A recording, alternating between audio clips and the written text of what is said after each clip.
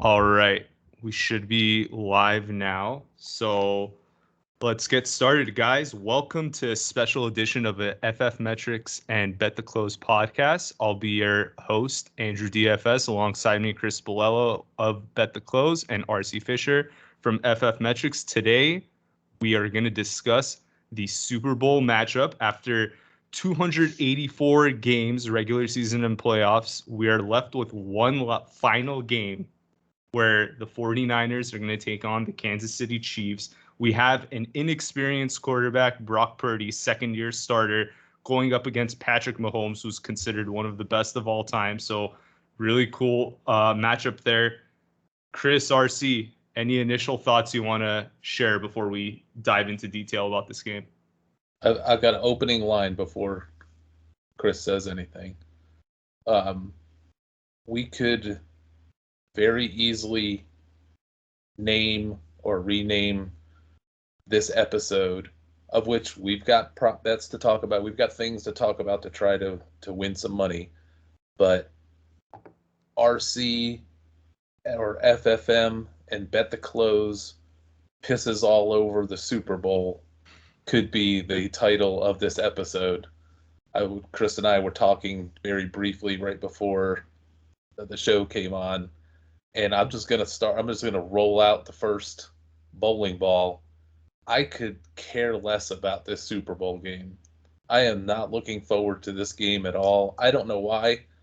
I have no interest in it. I usually don't like the final game of the season, not because I'm heartbroken, like, oh, football's ending, or anything. There's something about too much focus, too many people talking about too many things. And I don't feel like I can rob the bank because there's too many cops and too many guards and too many cameras on it. It's hard to find an opportunity, and this matchup just doesn't. I don't want to see the Chiefs again in the Super Bowl. The whole Taylor Swift thing is starting. I've been good with it for most of the season. I get it, but now I'm sick of it. I'm sick of the conspiracy theories about me. It's just like, oh goodness, I can't wait. When's the NFL draft going to start? So everybody listen up. This is going to be a fun show. Well, RC, I'm assuming that despite your lack of enthusiasm for the game, you've been doing your normal 15, 17-hour days and haven't had much of a break from the grind. Am I right? That would be correct. You need to watch the show Jury Duty. Andrew, have you seen it? No. The old Pauly Shore movie? No. It's not a movie. It's a show on Amazon Prime, Jury Duty, and it will delight you. It's 8 episodes, and it will fix that foul mood that you're in, and it will make you so happy because I keep thinking about it. I've watched the 8 episodes. I'm probably going to watch it again. It's done. I'm finally intrigued about something. I'm going to watch it. I'm going to watch it Sunday night. I'm going to binge it from about 5 p.m. to midnight. When you get done, it'll be just about the time where Mahomes is putting the finishing touches on this 49ers terrible defense. I think that Jury Duty, I mean, highly, highly recommended. Very, very funny, totally enjoyable, and I recommend it to everybody. You got to watch it, and you will not be sorry. Everybody I talk to that has seen it, a big smile comes to their face, and the ones that haven't, I'm going to be the disciple that comes and brings it into your life. All right, I'm now excited. That's my favorite tip of this show. I can already tell. I'm about to finish Suits, so I need something to get ready to watch. It's fantastic. So I think the game, your lack of enthusiasm, and to the extent that I share it, is we've seen this matchup, we've seen these teams, and what RC threw out earlier was if this was Cincinnati against Detroit, it would be much more intriguing to lead up to the Super Bowl matchup. And for example, I'll give you, when you pick through the prop bets, Kyle Juszczyk to get over 3.5 yards and it's minus 160. Everybody's on. I don't want to bet something that everyone's on. And, I wasn't the quickest with my finger on the trigger to hit the most popular props. I mean, I think the last time these two teams played, RC, your best bet was Deebo Samuel to have over a half of a rushing attempt. And we obviously got that really early. But it's Got just that a on the familiar. third play of the game, I think. Yeah, and we also had Juszczyk over his yardage then too. So it was one where we could pick on those because it was new teams. Now it's kind of same old teams. What I'll say about the game though is here's what I've heard on podcasts and from talking heads is if you look at the numbers for the season, that's what justifies San Francisco being the 2, and even on FanDuel it pushed to 2.5-point favorites. And people will concede that, yes, San Francisco didn't play well in their 2 playoff games, probably should have lost both of the games. This is what they're saying. This is not my opinion. And then Kansas City obviously looks much better, and they have the playoff experience. They look fantastic. And then they'll say, this is more than a few people. But so I don't know, the line's probably right, but if I had to pick, I'd probably lay it with San Francisco. And it's illogical. It doesn't make any sense to me. So you're telling me that you have a defense that's falling apart before our eyes, and it's not just 2 playoff games. RC, how bad has San Francisco's defense been? They've been bad for 2 months, not 2 games. Going back to the second half of the season, I think we talked about it a couple shows ago, or maybe before these playoffs started, that everybody who thinks that this is the old by name San Francisco defense and to be feared and all that, they got out to a hot start. Fortunately, drew the Steelers opening week. Got Burrow in there with the calf injury, I think. Maybe they had Burrow. Yeah, I could be bleeding the Ravens into I think my Burrow mind. won that game. They started hot, and then it started to come apart. And then in the second half of the season, they were giving up 26 and 28 and 30 plus points, and that has bled over into the playoffs. I maintain that the best bet of the Super Bowl is that Steve Wilks is going to get fired after the game, in the subsequent week, whether they win or they lose. Steve Wilks is going to get, I don't know that he'll get fired. They'll probably let him interview for other openings, but he's going to get punted out because they've done a terrible job on defense. You can almost see it on Shanahan's face in the games. Like, he can't believe how Detroit just exposed them. I mean, Detroit should have won that game. It wasn't like San Francisco played great and pulled this comeback out, and the 49ers defense bowed up in the second half. The Lions started dropping passes. Goff hit every open receiver. The Lions just puckered up or whatever happened and blew their opportunity. Gibbs fumbled away a key opportunity. The offense itself versus the 49ers defense, I mean, they blew the doors off of them right away. And it took a lot of luck in the second half for San Francisco to come back and win that game. What I can't get past is right after the game, there was an article a few days later where Shanahan and Wilks were saying this is not our brand of football. And what they were saying, what happened was there were plays where it wasn't necessarily a lack of effort, but it was players assuming someone else was going to make the tackle. That's unbelievable at home in the NFC Championship game. So you're telling me this defense that can't get on the same page, the defensive line, and I was a huge San Francisco supporter this season. Going back to the preseason, I had them representing the NFC, and I had them head-to-head beating the Eagles at the Eagles. So I've ridden the San Francisco team to success several times. But this team that we're watching right now, I just don't think we're accepting the information that's being delivered on a silver platter.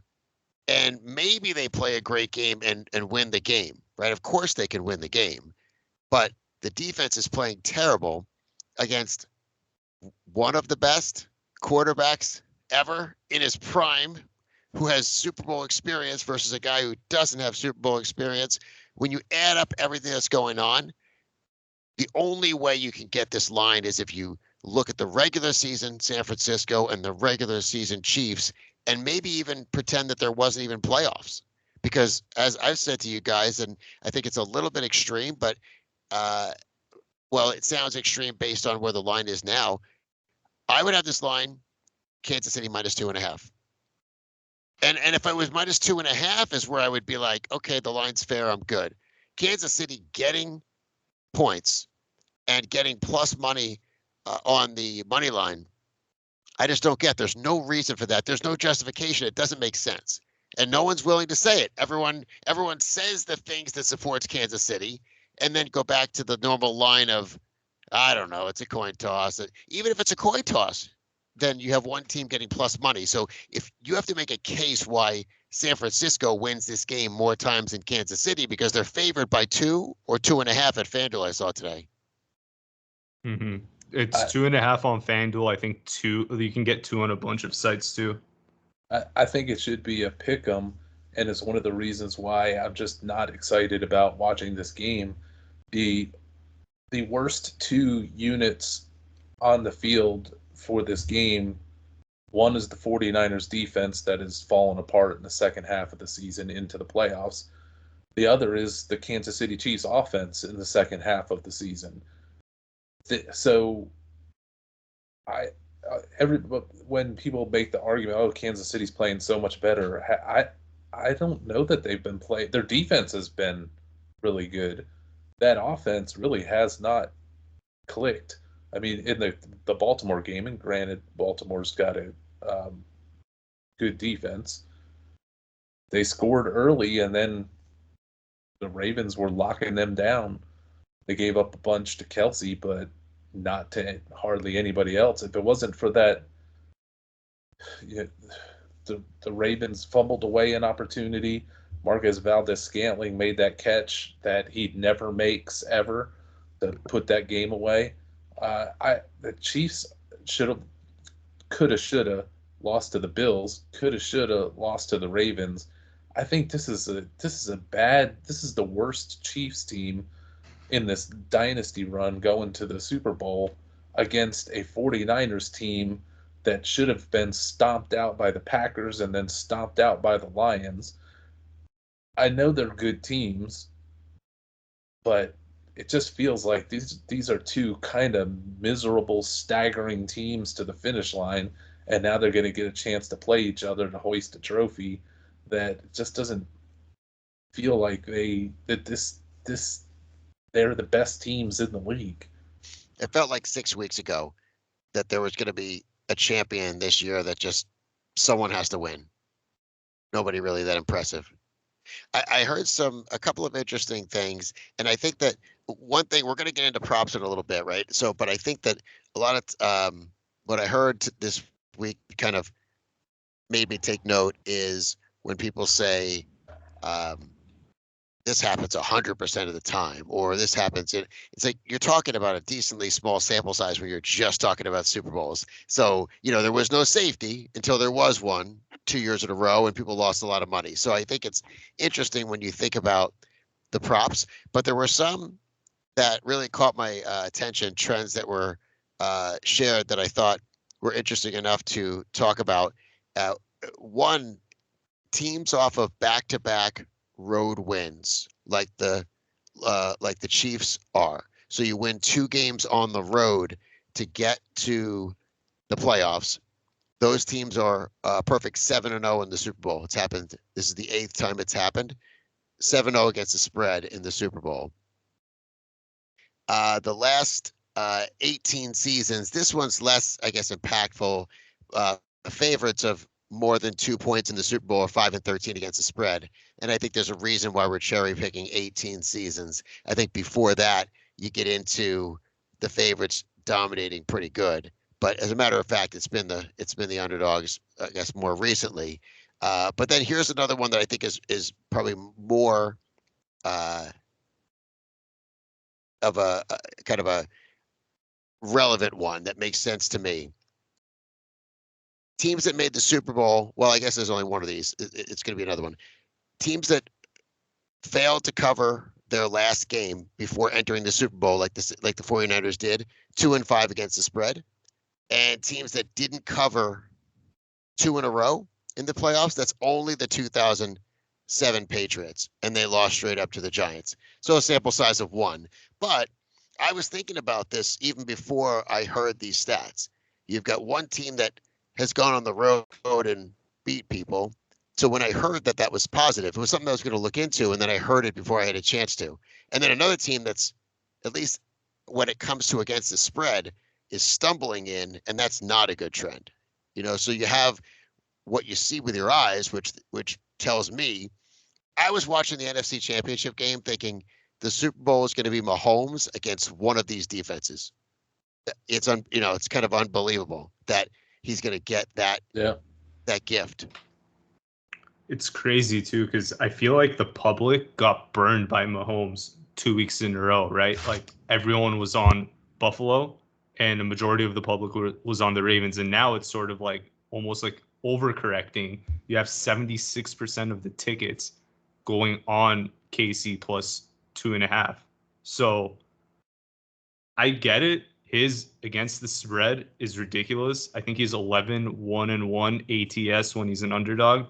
And Andy Reid has a really good straight up record when he's coming off 13 days of rest, 13 or more days of rest. I think when Mahomes and McNabb were his quarterbacks, his straight up record with 13 days of rest or more was 26-3. So he's only lost 3 times when he's had 2 weeks to prepare for a game with an appropriate quarterback. So, I mean, the trends are all favoring Mahomes and Kansas City, but something just doesn't feel right about this game, because like when Chris was talking about how he had Kansas City minus 2.5 when with him predicting the line before it came out, I was on a similar boat as him. I thought Kansas City should be favored because you have one team stumbling in, the other one just having these crazy road victories with the Chiefs. I don't understand this line. It almost makes me feel suspicious about it. Like, does Vegas want you to take Kansas City plus 2.5? Should the pick be San Francisco? The 49ers were my Super Bowl pick. I'm not going to waver off of them. And I think I'd lay the points here. The case for the 49ers, just real quick, the only case I can make for the 49ers is they're due to play a good game because they've looked like crap for 2 weeks in a row, and they're not a bad team. But I've thought that against the Lions, and they got beat by the Lions even worse right off the jump, coming off the Green Bay loss. I thought for sure the 49ers were a lock to take it at the Lions, but it got taken to them. So San Francisco playing 3 horrid games in a row just doesn't seem possible. That's my only case for the 49ers. Well, it was the 49ers defensive line against the Detroit offensive line that was missing 2 starters, and they still got pushed around. I think that, Andrew, the reason for the line going back up is the same reason the line was rising in favor of Baltimore against Kansas City. If you take the full season stats and the power ratings, then San Francisco is 2.5 points better, 2 points better than Kansas City. But I think that you can't equally weight the entire season when you see a defense that, again, is falling apart before our eyes. And just last game, I can imagine laying points with a team where the coach is like, yeah, our defenders were standing around waiting for someone else to make the tackle on the Jamison Williams touchdown, on the Gibbs touchdown run.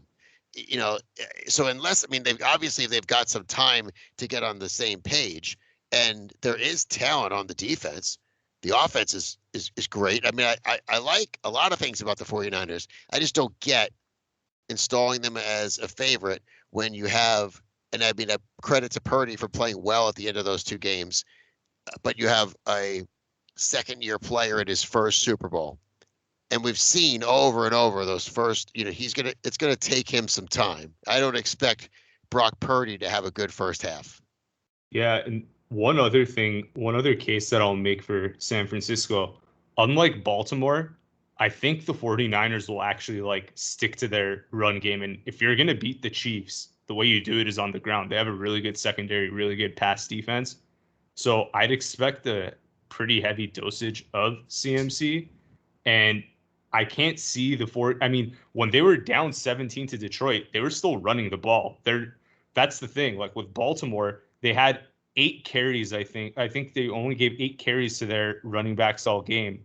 So I don't see the 49ers running away from that. In fact, like they love to run the ball. So yeah, and I think that you have the Chiefs, run defensive statistics aren't great, but stopping the run is just committing to stopping the run. So I think that's part of, I think, probably going to be, I trust Spagnuolo to come up with, if you want to commit to people, in the season, you let people run because it's less efficient, and you stop the pass because that's how you get to win. So I think that's the matchup people see is San Fran run game against Casey's run defense. I think if they want to stop, if they let them run and then stop them in the red zone, I think that Amenahue is a huge loss for Kansas City. As far as a extra force on their defensive front. Yeah, it's a bummer because he was playing so well, and I think he was the one who had the first sack on Lamar Jackson that knocked the ball out in the AFC Championship game. So I remember when he came back, because he was out the beginning of the season for suspension, it made such a difference for their defensive line. So that would be an argument that I'd accept for against the Chiefs, that how much of an impact is it gonna have losing a Amenahue, and maybe RC, your knowledge of the depth of the depth chart and who came in that place, and do they have enough horses up front to be as good as they were, or is that, how much of a negative impact is that going to have losing him? I said that the 2 worst units in this game were the 49ers defense and then Kansas City offense. The best unit to me, it might be the Chiefs defense. And part of their success, part of their MO, part of what I've been impressed with by them really this entire season, they have depth better than just about anybody in the league.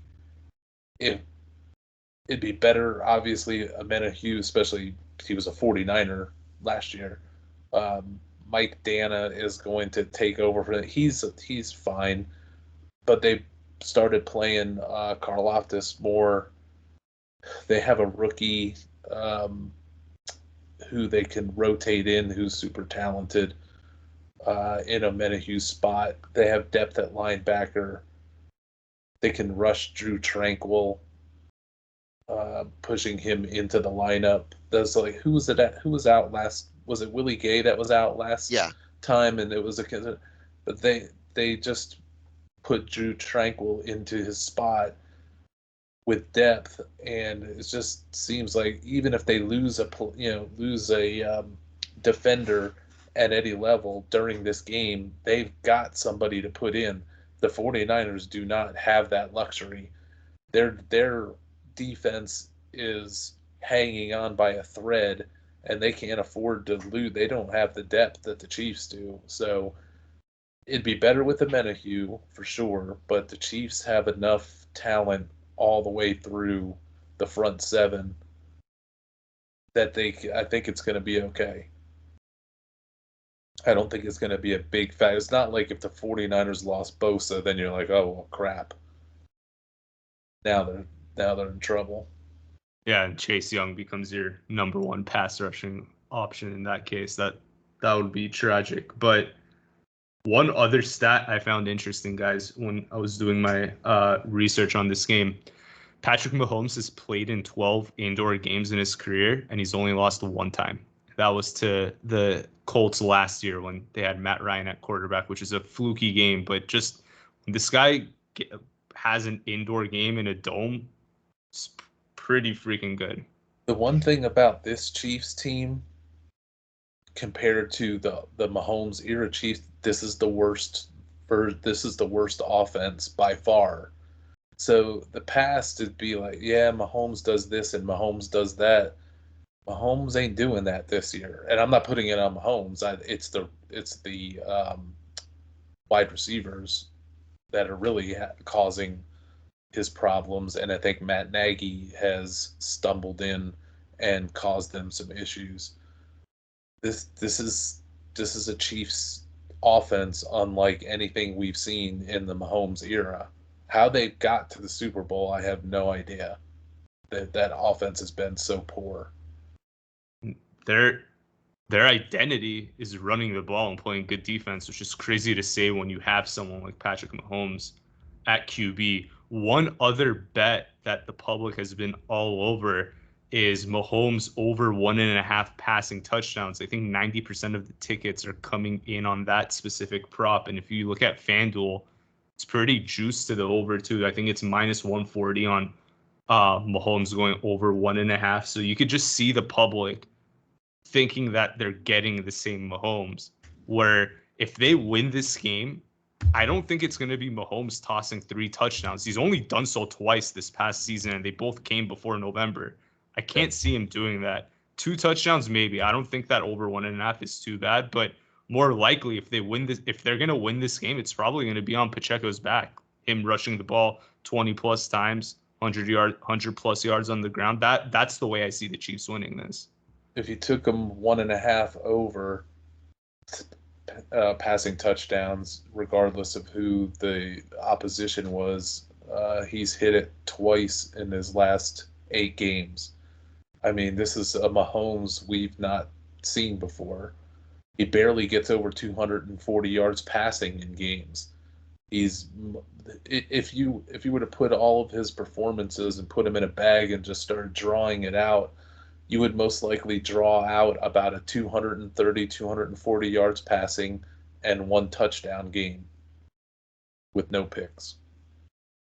Yeah, it's just insane to me to think that Mahomes had, like, when you think about Mahomes, especially like him playing in a dome, like you automatically think, oh, this is like just from a fantasy football perspective, 300 passing yards, 3 touchdowns, easy, right? But it's just the offense is different. But one thing that I did appreciate about Andy Reid hates running the ball, but he's committed to it because he doesn't want to lose either. He recognizes that his offense, the offensive like pass catchers aren't at the same level as they used to be. So they're almost forced to run the ball from that regard.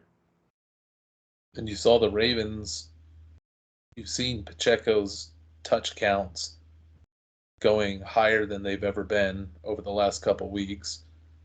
But even the Ravens then shifted their defensive focus to Pacheco and completely locked him up in about the last 2.5 or so quarters of that game. They were playing defense on Mahomes like he was not the biggest Usually defenses are living in fear of Mahomes, build their whole defense around it. That gives giant holes for Pacheco to run through. After that first drive, Baltimore was like, the heck with this. We're going to stop Pacheco. And Mahomes did, 200. He threw a lot of passes, completed a lot, but they were short and they were to Kelsey. But all total, he only had 240 yards passing and a touchdown, and they scored 17 points. Yeah, 17 points and 0 in the second half. It's crazy how they got shut out like that. I mean, really, both games, like, think about the Bills game, guys. Like, Allen had, was it Khalil Shakir wide open in the end zone, could have hit him, and, we'd be having a different conversation right now, possibly. And then, obviously, the Zay Flowers fumble in the end zone. That could have tied it up. I mean, Kansas City was barely moving the ball. So, I mean, they could have easily, I know we talked about it already, but I don't think people realize how close Kansas City was losing both games. Yeah. And they were closer, played tighter to the opponent than like San Francisco getting way down and then having to come, flying back into it. But the Chiefs have been on the same pattern coming into this.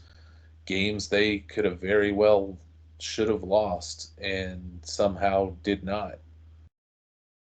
Guys, before moving into props, sorry for cutting you off, Chris, should we give our official picks against the spread and the over-under?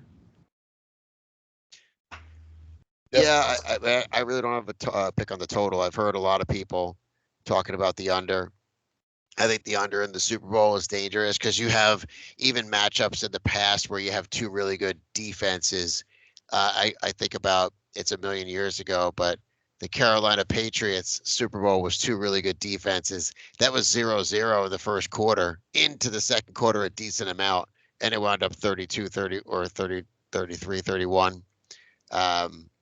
I just feel like in Vegas, I heard people say elevation. I wasn't even thinking about elevation, but this is the highest elevation of any Super Bowl, like twice as high as Tempe, Arizona. So you've got elevation for scoring. You've got a dome for scoring, perfect conditions. I'm not interested in the under despite all of the evidence that is out there where, and it's seems pretty legitimate. So, but I do feel strongly that, I bet the Chiefs +3 before the Super Bowl happened. We talked about that on the last show, but I've taken money line. Well, when this thing first came out, it went down to even -105 on the Chiefs. But as the line bounced back to 2.5, you see +110 out there. Very happy to have 110. And I'll say that as this game goes, if San Francisco gets up 7-0, and you're getting a +150 on the Chiefs, I'm taking that too. And I've lost worse bets than that, but I just think that the line's not right, so I'm gonna bet into it. I did the money line too for the Chiefs, even though I'll be rooting for the 49ers because I'll be rooting for Brock Purdy for the storyline. But bet-wise, money on the line, I went Chiefs. If I had to play over-under, I would take the under just because I think these offenses are going to scuffle, which means they'll probably score 70 points or 80 points combined. But I think this is going to be a defensive game, partially because the offenses are going to sputter. I'm with RC on the under. I would go under, and the total's 47.5, which seems kind of high for both of these teams. But for the line, I'm going to lay the 2.5 with San Francisco. I think they win the game by more than 3.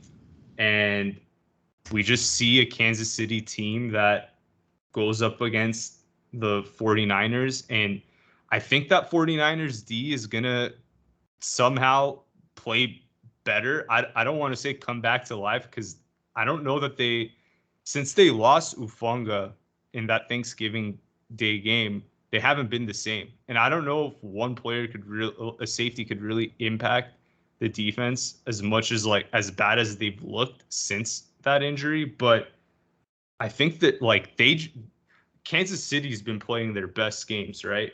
San Francisco has played like crap for 2 games. Like they're due to look normal. And if you have both, we get the good version of San Francisco, I don't think Kansas City can stop them. So for just another note on Kansas City's defense that I wanted to mention is they allowed 21 points 3 times and no more than 27 this year. So it really has been, sneakily the defense that we got excited this year about. At one point in time, Dallas's defense. At one point, Cleveland's defense was supposed to be all time. We really, respected the Ravens' defense. Even at some points, really were impressed with San Francisco's defense. But here at the end, I think there's never been a time where there was, and maybe it's the presence of Mahomes, there was never a time where there was a lot of love for Kansas City's defense. And man, they're good. So I don't think that I disagree that Kansas City has played poorly. They've had some. I mean, both kind of the lack of enthusiasm was neither one of these teams. It just kind of feels like someone has to win. It doesn't feel like it's a collision course of two teams that are peaking. Yeah, that's fair. And the Chiefs had a tougher road first being on the road, back-to-back games, but Buffalo and Baltimore should have been in this Super Bowl. Those were two tough teams to overcome. The 49ers should have blown the Lions out of the building, and they should have blown the Packers out of the building. So Kansas City has definitely, yes, they're lucky to be here, but they've had a tougher road to get here. They're playing better of the two teams for sure. But then to support Andrew's notion, it's just like San Francisco, however bad they're playing, they find a way to come back and win. What if they actually have a good game? What if they, play their normal game right from the jump? Could they blow? I wouldn't surprise me if you told me that the 49ers won this by 3 scores, I wouldn't be shocked. If you told me that the Chiefs won it by 3 scores, I wouldn't be shocked. And everything under that wouldn't shock me either. And last thing I'll leave you guys with too, I don't think the Chiefs have been pressured this entire playoff. It just seems like they've been under control every single game from Miami to Baltimore. Like, I can't think of them like really being under the gun at all these past 3 games. Whereas the Niners, they fell big to Green Bay. They were down 17 to Detroit. And they've came back from those victories. They've really been like flirting with the devil. So I think that helps too. The fact that what would happen if 49ers jump 14-0 on them or something like that? Not saying that's what's going to happen, but if Kansas City's not in a position where the game script allows them to run the ball, then then that puts Patrick Mahomes in a position where he needs to pass a lot. That's my fear. I don't think that they can win that sort of game. Oh, see, I totally disagree. That's part of my handicap is if KC gets up. I mean, the huge coaching advantage that Kansas City has. You have Shanahan with a lead who loves to blow leads in big games against Patrick Mahomes. I think Kansas City, if they happen to get behind, I think they're fine. I think they're more than fine. I think they have the best quarterback in the league, and San Francisco's got a coach who's got the demons of blowing leads in all kinds of big games. The recent history, yes, absolutely. Like you're saying, Kansas City has been in control of these games. So they haven't shown coming back in this version of the team hasn't shown coming back, Andrew. So that I'm with you on. But I actually thought about it. It's like, if Kansas City gets down 14 and then scores that touchdown that cuts the lead, you got Mahomes with momentum and Shanahan with, oh no, not again.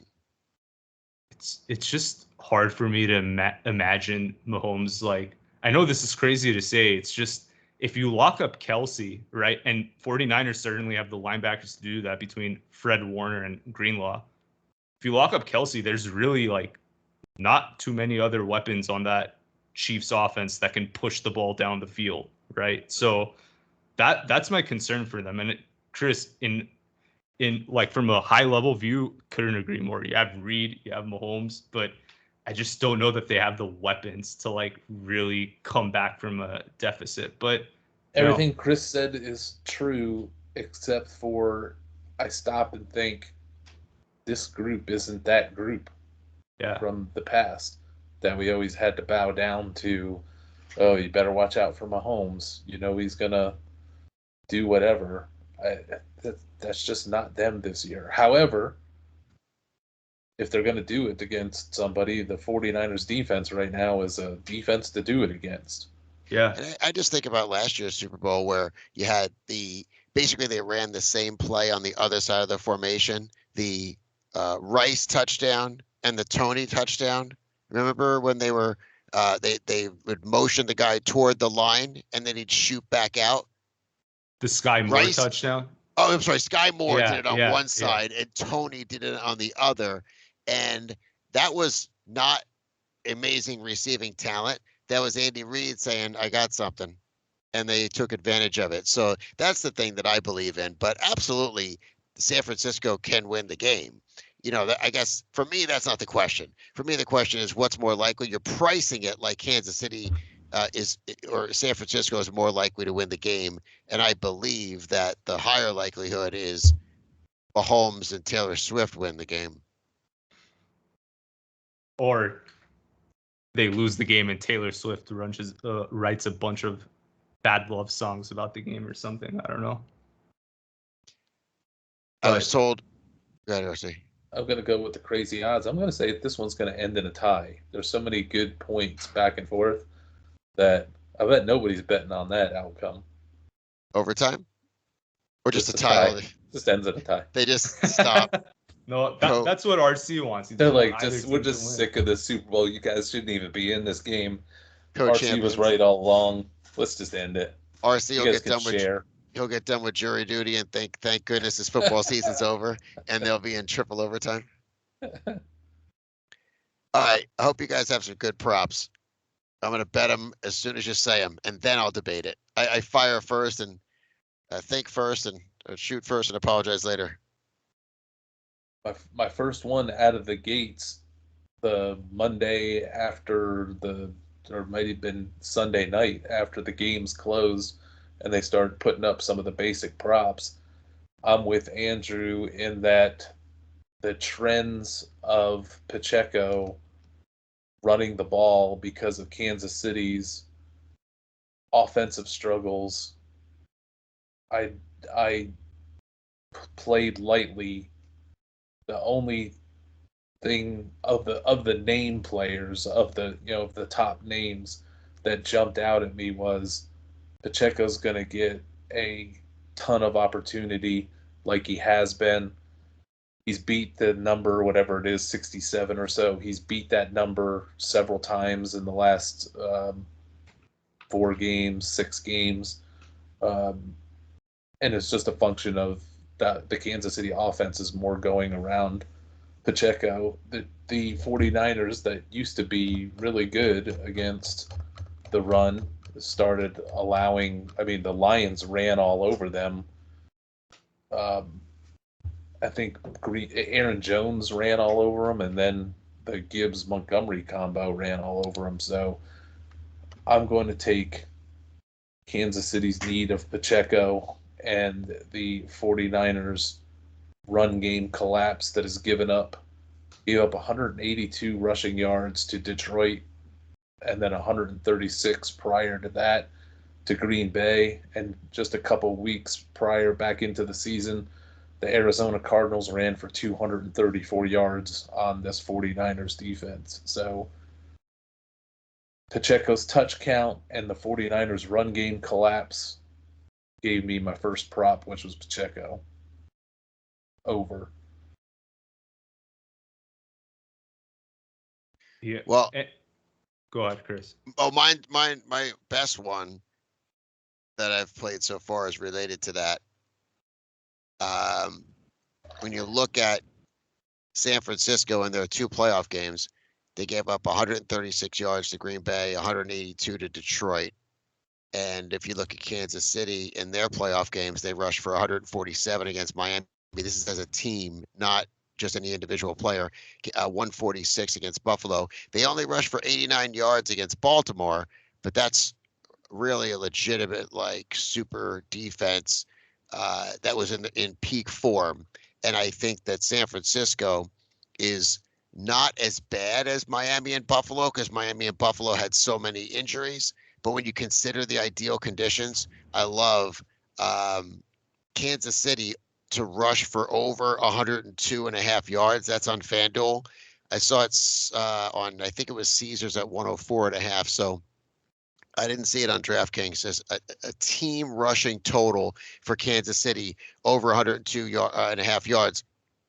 So you're going to get all your Pacheco. You're going to get any end around that they might have for a receiver. Mahomes will go for 25 to 40 of those potentially. You'll get Mahomes. The only thing to keep in mind is if it winds up being close and the Chiefs win, you'll also lose Mahomes' kneel down yards at the end. But you're right. I think when you look at Mahomes' rushing total and Pacheco's rushing total, add them up, it's somewhere around 80 or 90. So either one of those guys goes over their total by any significant amount, or think about it, what you guys have been saying the entire time, we're talking about a really weak wide receiver crew, and you're not expecting downfield threats and big plays that way. Well, then what's left? You're going to have rushing attempts maybe from, you need, when you get some of those end around type plays, Rashee Rice gets one. A lot of times those things go for 10 or 15 yards, and then that really makes this total attainable. And when I bet it, it was minus 110. Let me take a peek. I don't think you're laying huge odds to go over the team rushing total. But you're doing minus 110 for over 100. That's where I would take the Pacheco over 67 for minus 110. Is the team total though, so it Yeah. can come. You would like it just Pacheco. Yeah. I like the team because I think total. he's going to get every touch. RC, does Jerick McKinnon potentially being activated off IR concern you at all about Pacheco? No, it does for his burgeoning time and touches in the passing game, but not for rushing. McKinnon may not have a rush in the game. Actually, over 102.5 for the Chiefs is minus 108. Under 102 is minus 112. So that's being juiced to the under. 102.5 rushing yards for Kansas City is being juiced to the under. And I look at the numbers so far. I don't think that. I mean, Detroit and Green Bay have pretty good run games, but as we talked about already, so do the Chiefs. They run the ball. That's what they want to do. That Ravens time that they went under last game, that they went under the 100 yards that you were talking about, that was also with Tooney out. So they're full strength. What Tooney's been in the prior 4 games, they were 120 plus per game, and I assume they're getting Tooney back for this game. I don't know about that. I saw an article pop up right before this podcast where his pectoral injury is considered pretty significant. So, I thought with the extra time he would be giving it a go. But yeah, he's still DNPing. Okay. I like Christian McCaffrey over 18.5 on the rushing attempts. He had 17 against the Packers, 20 against Detroit, and those were games where they were down.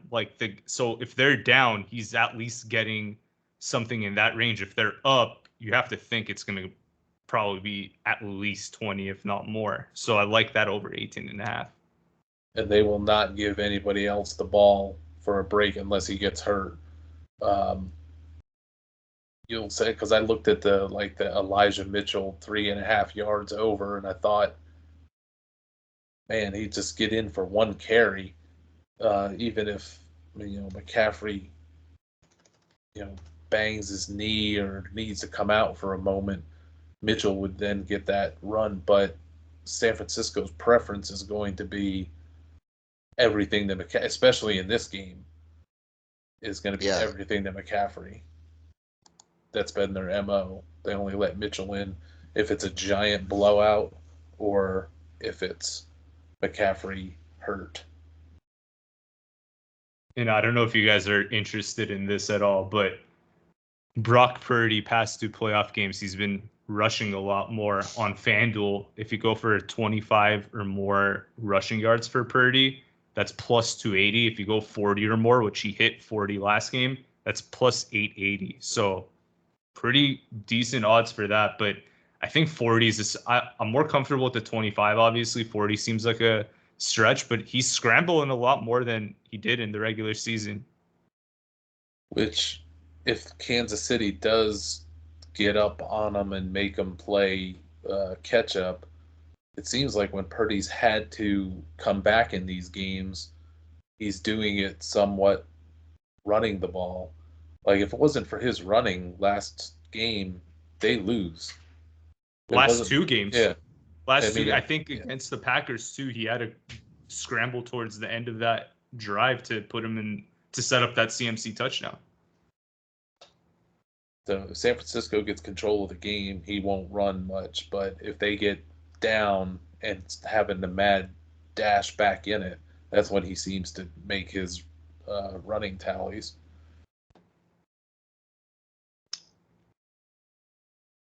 And then, go ahead, Chris. Well, we talked about the Mahomes under or the over passing touchdowns being something that's bet a lot. And I was already thinking about, this is just something that caught my eye, but I really don't know if the odds equal something that it represents a huge value. But for the first touchdown or the first score of the game, okay, so field goal would knock you out and eliminate you, but the first score of the game, Kansas City rushing touchdown, is plus 850. So I don't know if that's exactly the way I'd want to get at it. If there was a odds on Kansas City's first touchdown, whether it was a rush or a pass, I have a feeling we would get plus odds on the rush. I like them to run the ball in. You have the Mahomes scramble potential where he can run the ball in. And obviously you have Pacheco. And I think, I'm sorry, I didn't have a chance to go back and look. I think the last time that these two teams played in the Super Bowl, Pacheco scored a rushing touchdown for the player to score the first touchdown. And he kind of was going kind of crazy legs like he does, get super excited. And then it was called back. And then maybe even Mahomes ran it in. But Pacheco scored the touchdown. Then it was a penalty, and then someone else got it. So I like the idea if they get close that they would run the ball in. I would prefer that at even odds over them having a passing touchdown. So I think the plus 850 for the first touchdown. Obviously, you need Kansas City to have the first touchdown. A field goal beats you. So I don't mind the 850, but I think I'm going to look deeper into the props and try to see. My thought is Kansas City scores that first time on the ground, and you're getting plus odds over them throwing for that first touchdown. Mahomes only throws for one touchdown a game, so. And as Andrew said, the biggest prop bet that's being bet is Mahomes over 1.5 touchdowns. So that's where I think there's some value in Kansas City scoring on the ground because they're a running team. People seem to kind of know it, but not really know it. And as Andrew said, the number one betting prop is 2 or more passing touchdowns. Yeah. My Pacheco prop was just what the numbers jumped out at me. What San Francisco's been doing on the ground, stopping the run game, which they haven't been, and Kansas City shifting more to a run-based team. But the prop that I really am counting on, the one I really think is going to come through, is the defensive prop, the George Karlaftis over 3.5 tackles and over, I think whatever they set the line at for a sack. Basically, it's no sack or a sack. He's got plus odds, like plus 130 on both of those, roughly. But he's the last 4 games, he has played an increased amount of snaps. He had played good snaps before. Now he's playing almost an entire game. He's like moved up into the 80s for snap counts, 80%.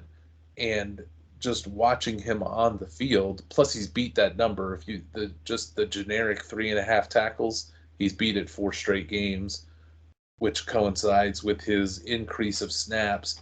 But he's also got a sack in 3 of those last 4 games, 4 sacks total in the last 4 games. Statistically, it's the lines that they set for his total tackles and sack. The numbers say that he's going to get it, but my eyes say from watching these games, I've been pleasantly surprised by how often I'm watching the Chiefs now and Karlaftis is in the backfield chasing down the quarterback, making a play where before I almost forgot he was a Kansas City Chief. Now all of a sudden in the last month, he's like at the forefront of their defensive line play. So I'm looking at DraftKings over 3.5 tackles and assists for Karlaftis is plus 145. Yeah, The juice. his last 4 games. His last 4 games is 4.465 for total tackles. Not bad. His sacks are 1-0, 1.5, 1.5. He's got 7 quarterback hits in the last 4 games.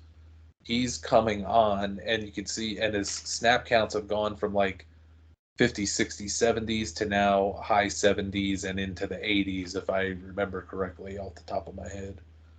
So I know they're up. If there's so much, I mean, we expect both of these teams to run a lot. Why? So any idea why that number? Why they're juicing it to under 3.5? If you took his season-long average, if they're focused on that, his tackle counts are like 3 a game on average. So you're saying you know, and everybody has a half on their numbers here. So you're thinking you're expecting 3, the number's 3.5, so therefore the juice, and then obviously people are betting under. But we're playing the idea that we're trending in a certain direction here, and the snap count is huge, right? If his snap count is up like a hockey stick, then I think that's the catalyst for expecting more. He's one of the. I remember watching tape of him, scouting him for the draft out of Purdue, and there's some game tape of him. I mean, he's unblockable. I mean, he was so good. Then he went to the combine, and the combine numbers were just okay. His junior year, I think, was great. Senior year was a little bit of a disappointment, but they were also double teaming him a lot. Or maybe it was his sophomore year that was good, and his junior year was his last year that was kind of meh. I started to get worried about him, and then he didn't really play much. He was a first-round draft pick, 2022. He didn't have that much of a impact. Started to come on a little bit late, but it wasn't anything spectacular. And he's been better this year, but so I just kind of, he's just one of those football players that just bled into the background with everybody else and really been thinking about him much until the last couple weeks. It's like every time I turn around, he's either making a play or he's in the backfield. Like, Lamar is so good at scrambling around and getting off of tackles, but Karlaftis was after him several times, flushing him out of the pocket. So Purdy won't be as much of an escape artist as Lamar is, but even Karlaftis got him for a sack last week. And with Amenu out, that probably means more playing time for Karlaftis, right? Well, I mean, he's playing almost the max amount that a defensive lineman would typically play. He's up into the 80s. And I believe he rushes a lot of the time, or maybe even exclusively, and I'm just going off of memory, he rushes from the non-Trent Williams side. One other prop that you can play, RC, and I don't know if how confident you are in Karlaftis, but on FanDuel, you can bet that if you bet that Karlaftis will have more tackles combined in solo and assisted than Nick Bosa, that pays plus 172. I like that too. It was actually at plus 200 when I opened it up first. It literally just dropped to plus 172. Where is it, Andrew? But it's good. It's under the defensive and the DST props. Okay. I looked there. I didn't see too much. Okay. I guess there's Oh, head to head. Gotcha. Yeah. I don't know if people are FanDuel employees are listening to this podcast, but it was just crazy to seeing it drop that quickly. It always does. I think just like our phones listen to us and Amazon gets the information and starts pushing you products of things you just happen to talk about. I think I'm going to also float the conspiracy theory that FanDuel and DraftKings know when we click and talk about a play, then the odds seem to change just about when I'm interested. Like I'll have yesterday's page up and it hasn't refreshed, so I'm like, oh, I like those odds, and then I go to play it, I'm like, where'd those odds go? All right, I'm gonna have to dig in and see if I can find more defensive props out there. As I like the Karlaftis. I mean, the odds are, if he was minus 140, those are tight, but I would have figured he'd have been like a lot of the other defensive props, if he minus 125 or minus 140, and they're trying to trick you into it, but it's so odd that it's the whole other direction. He's like the only defensive player, or one of two on the Chiefs that has plus odds for these defensive numbers, and he's playing the best ball of just about any of them. So tackles are really where you're focused with him. It's not Sack as well. Yeah, the sack is not that. The sack is I was down to 110 because we were talking about it. Yeah, I see plus 115. That's not much to get a sack from one specific player. I feel like. Yeah, that's not enough who's juice. who's on a sack heater now. I wouldn't be surprised, just clicking into this, I wouldn't be surprised if Chase Young didn't get a sack at plus 250 because everybody's whining about him. I could see that. Although that play he had against when Gibbs rushed it in and he just basically watched him, that was pretty bad. He was waiting for someone else to make the tackle. Just this is the Steve Wilkes defensive philosophy. Gang tackling, but only in a really weird way. RC, was he always this bad though? I thought Wilkes was a respected defensive coordinator. Like, I mean, he didn't. I can't remember if he got fired after his first season or in the middle, or not in the middle, but at the end of his first season. Like, he didn't even make it through the season, but I think he made it through the season, then got fired. That was probably his coaching debut, head coaching job in Arizona is arguably one of the worst 3 coaching jobs I've ever seen in my entire life. But as a defensive mind, though, like not all DCs are meant to be head coaches. I think, going off of memory, he may have been part of McDermott's group, but then that usually means it's McDermott. Steve Wilkes may have had a hangover year where he took over from McDermott when McDermott got a head coaching job. I could be daydreaming all of this. And he leveraged that to get the Arizona job, which was a disaster. Then he went to go be the defensive coordinator, and he found his way back to Carolina, who were then underperforming. So I think ever since his season that got him the job, it's been downhill ever since at every stop along the way. I have to look to see what his 2017, he was the Panthers defensive coordinator, and they were 11th. They were 11th in the league in points allowed, so it wasn't like anything special. But I think that was his first and only year as a defensive coordinator.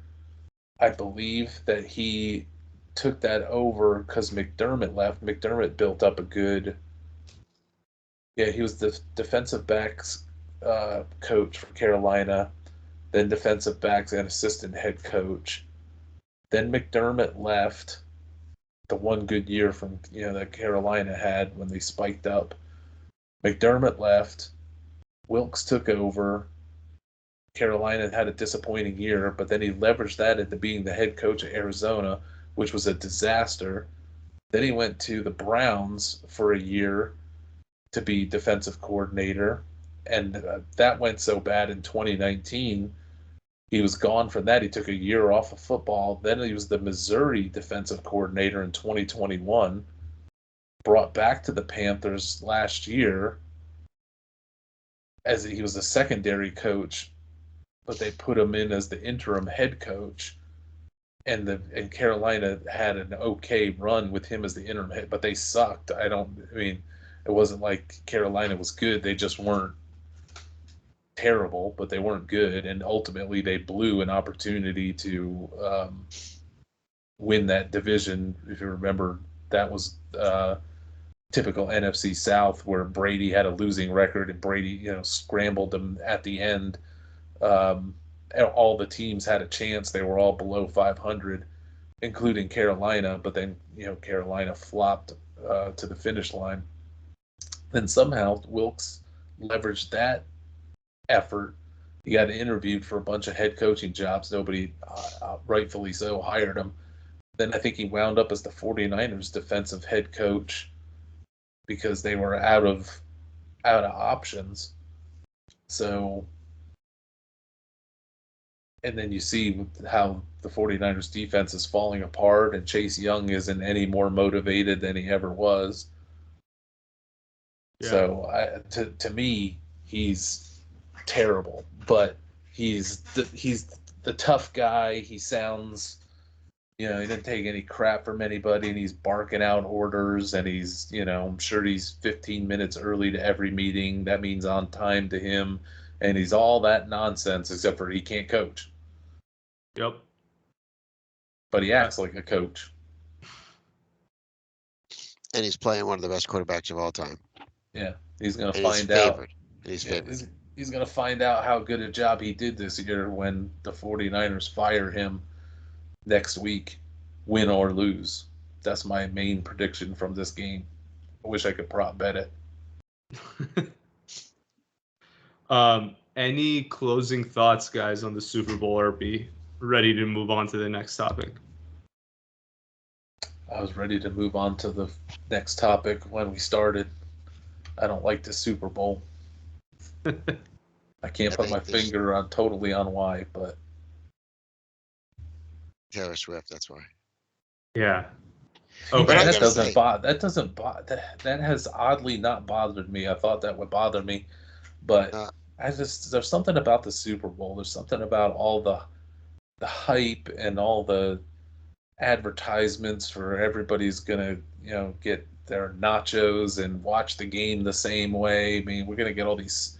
I mean, when I say stupid commercials, I enjoy watching the commercials during the Super Bowl, but those ones that are all, everybody's getting together with their nondescript, unlicensed jersey, their red jersey with no team affiliation on it, and they're all sitting on the couch with their Totinos or their nacho chips, and it's like, is that what they always think of us? Is that the only way they think we consume games, is we're going to eat chicken wings and nachos?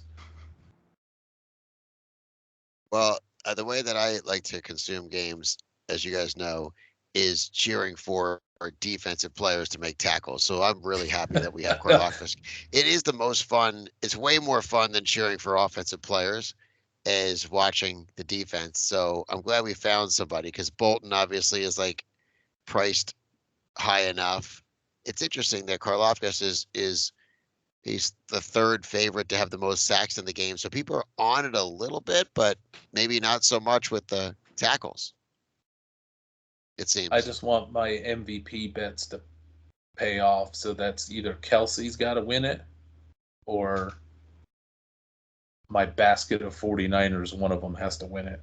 Hopefully Kittle or Debo or Ayuk at the greater odds. I'm really surprised they're offering cash outs on those Kelsey bets at the 85 to 1 and the 80 to 1 we did. If I knew that they were going to offer a cash out, not kidding, I would have it at least 10 more times. Because usually, I don't know, I feel like there hasn't been as much of a cash out option lately on these bets. I'll scroll through and there's like a handful where you have the cash out option. Cash out option for MVP of the Super Bowl. I mean, it's serious. Like the odds, the payouts that the cash outs that they're giving are pretty good. What are they giving you for Kelsey, Chris? Let me see. Do they just drop it down to the odds? I've got to scroll through all my Miles Murphy for I'm gonna guess rookie of the year. I'm gonna talk over that so it's not on record. It's probably went from, I think I got it in 8,500 back when we were talking about it a couple weeks ago when this was all first starting. When we had the Kelsey theorized MVP. I think that was before the Buffalo game when we all put a little dabble on it. I'll bet it's down to like 2,000. I bet they're cashing out at. It's lower. It's hard to tell. Like, so there's one for 75 and the cash out's 228. So it's, you're talking about 3 times, right? Yeah. So there's a $128. I don't know why I put $28 on there. Maybe they limited me to that. And that's $86, $86.54. You gonna take it? That's the big question. You know what I have to do is just go through and figure out how much I have. If there's one of them I can cash out for to break even, it's probably the thing to do. But then it's also like, why am I going to do that? The actual payout is huge, 85 to 1. So I don't know that I'm going to cash out for that. When Karlaftis wins the MVP, at least you'll have the sacks and the total tackles money to cover you up a little bit. Is that your long shot for the MVP, the defensive player? Him and Chase Young. All right. Oh man. Okay, let's move on to Super Bowl 2025, which will be in New Orleans next year. Guys, the odds have been released. Who do you guys think is gonna win next year? Who would you bet on right now? Obviously, we still have free agency. We have the draft, both the information you have in front of you today and the odds that are on FanDuel, let's say. Is there any team that sticks out to you? I'm not betting the Bengals this year as I have for several years in a row now because I'm willing to die so that others may live. So I'm not going to bet it so that Chris can win it with the Bengals. That's my first bet. It's not the Bengals. But I'm saving who I would bet till I hear what you guys chime in with. My initial thought was the Bengals, but it's so hard to say. Go forth and prosper. I'm not betting on it, so it's a clear launch pad now. Yeah, that's who I had my eye on. I think Joe Burrow comes back with a vengeance, but it's just I don't know what they're going to do with T. Higgins, if they're going to re-sign him, let him go, what they're going to do in the draft. That's why it's so hard to bet something like this from now. Chris, I think you're on mute. Sorry. Yeah, I think that it's hard to find. I mean, it's okay. You can have your idea that it's going to be the Bengals, but what price are you? When I look at the Bengals at the same price as Dallas, well, I'd rather have the Bengals. So I'm just trying to. This is the first. Where are you looking at? I'm looking at FanDuel. DraftKings has Bengals plus 1,200, Dallas at plus 2,000. They're almost like the Bengals are half of Dallas. Wow. Well, yeah, and that's where if everyone, it seems like everyone decided all together to put these odds up, but they're not in line, and that's where you might be able to put together a little portfolio where you're happy with your, if you're going to take Dallas, take the 20, the Bengals take the 15, not to say it's specifically those two teams, but take the best odds for a couple teams you like. You could wind up with something good.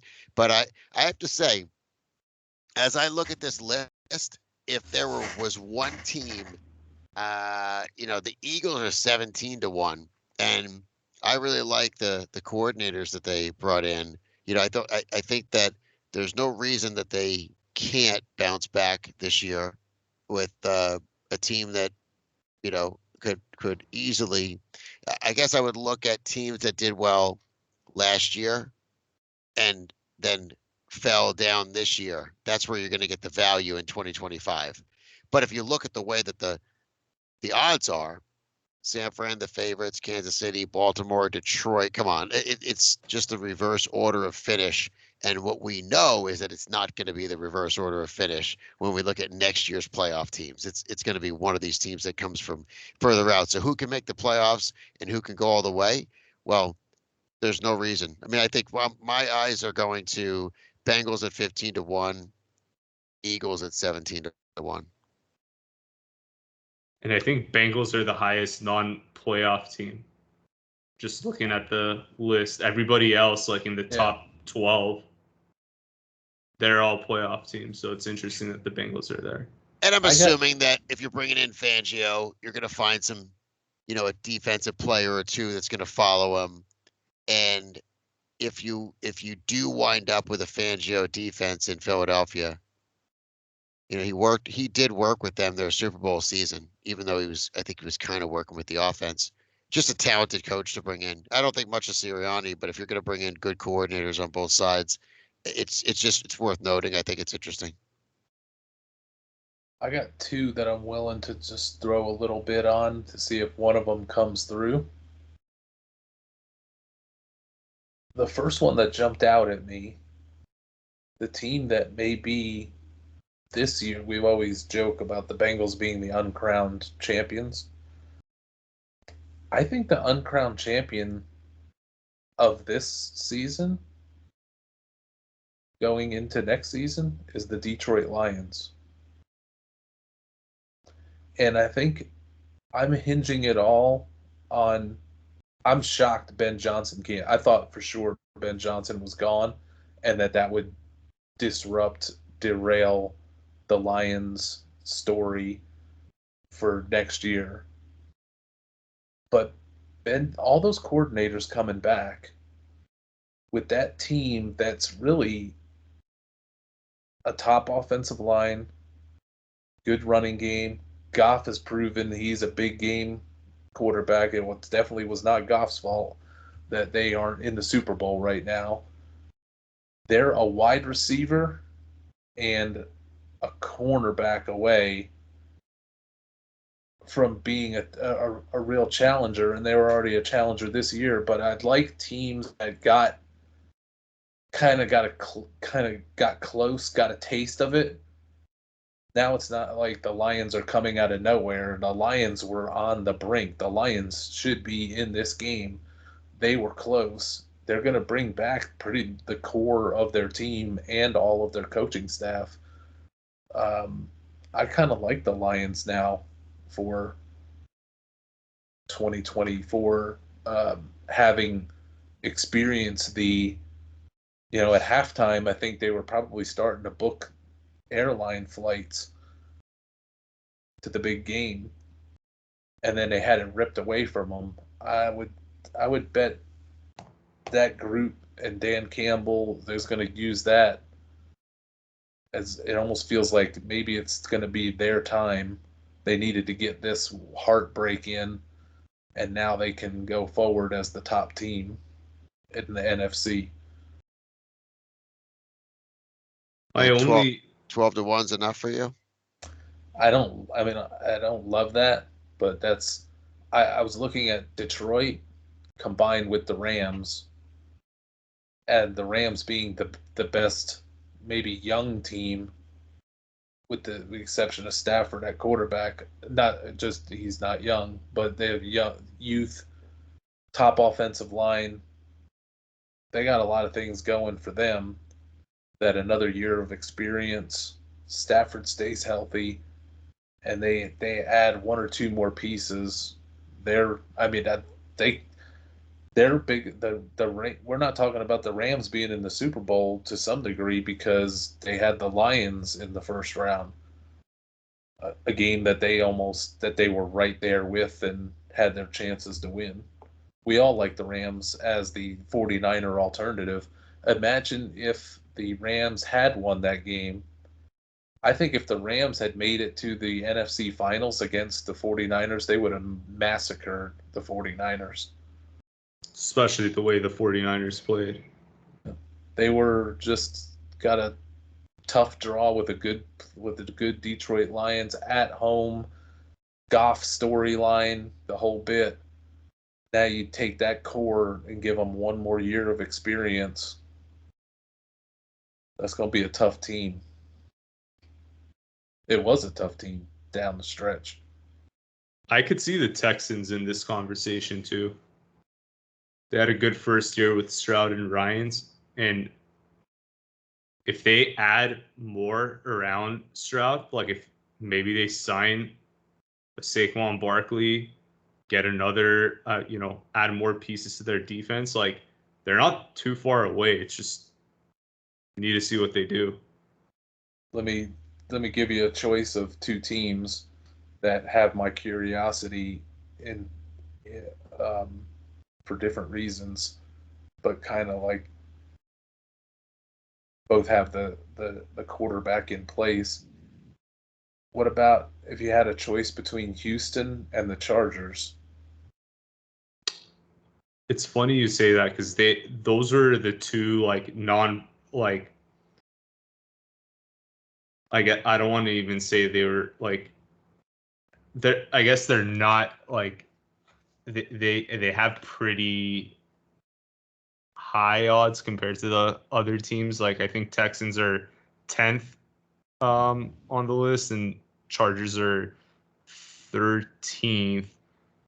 They're similar in the sense, like in the way that I view them almost, but that's why I pitched them as they are in my mind too. Is like I'm looking at them like I can't talk myself into them, but I can't talk myself out of them just yet. I can't. So I could see the Texans, well, because they have the cap space, adding pieces, making that team good, right? The Chargers are in some serious cap trouble. They're gonna have to let go of a couple players. We don't know. Like Mike Williams is for sure gone. Not that he's been all that great, but I think eventually the Chargers will get there, and they'll probably be a nice. They'll push KC next year for sure, but I don't know that they're ready to go all the way and make a Super Bowl run. I need to see them draft another receiver, even though they drafted Quentin Johnson. Obviously, that was a big fail for them. But yeah, they don't have enough offensive firepower, in my opinion. Yeah, I don't know how much the Harbaugh sprinkles his magic fairy dust on that and overtakes the Matt Nagy coached Chiefs in the AFC West next year. Yeah, I don't love Super Bowl outrights, but I do love to make the playoffs. And as I'm looking at these Super Bowl odds, I can see, depending on what kind of number we get, you probably get like a 350 or 4-1 on Arizona, and I'd really like that to make the playoffs next year. Of course, we're going to have to look at schedules and stuff, but as I look down the list, I would not want an Arizona to win the Super Bowl ticket because it's just too thin of a way to get there. But Arizona to make the playoffs, and I'm looking at this, and this is just one of those things every year it comes up. You have Houston 25-1 and Indianapolis 50-1.